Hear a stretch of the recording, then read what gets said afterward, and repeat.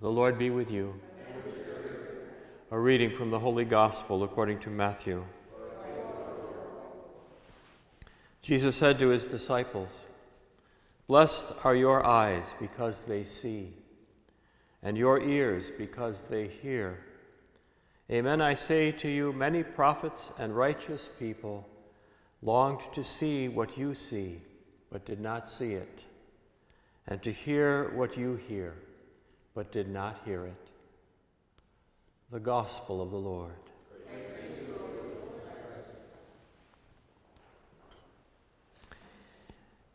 The Feast of Saints Joachim and Anne moves us to a reflection on our ancestry.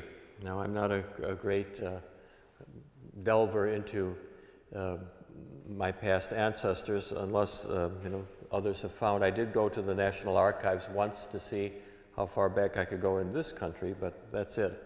But when we consider our own ancestry, we know that we have 2 parents, 4 grandparents, 8 great-great-grandparents, 16 great-great-grandparents, and so the number just keeps multiplying.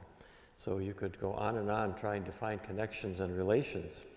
But today we celebrate, of course, a very important relationship, the grandparents of Jesus, the parents of Mary.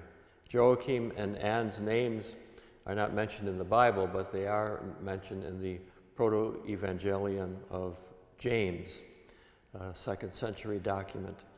And devotion to them was always in the church from the beginning, became more evident in the 6th century in the Eastern Church, and in the entire church by the 10th century, and Joachim, devotion to him a little bit later.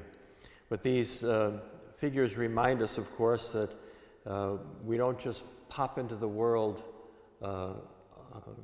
from nowhere. We have an ancestry, not only a physical one, but also a spiritual, emotional, our families. We inherit so much of who we are and the pattern of our growing up and the dispositions of our parents, our relative parents and grandparents. If you're blessed to know your grandparents, I was even blessed to know a great-grandparent.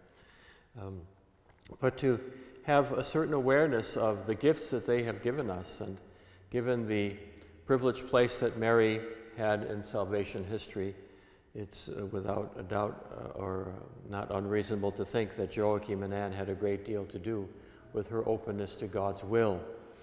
Joachim and Anne are like those other two, that other older couple that we see in the Gospel, Simeon and Anna in the temple. They're the ones who are present in the temple when Jesus is brought for circumcision and dedication. But Joachim and Anne, much like those figures, people filled with hope, wondering what God was going to do. And there they live in a time of opportunity. And isn't that what the Gospel reminds us of today, that this is our moment of opportunity, and every generation has its moment of opportunity to hear what we hear and see what we see. Many people are deaf, many people are blind. May we, like Joachim and Anne, recognize the presence of God in our generation as they did in theirs. May we see God acting everywhere, and once again, make Christ present to the world. May we, following the example of Mary, try to live sinless lives.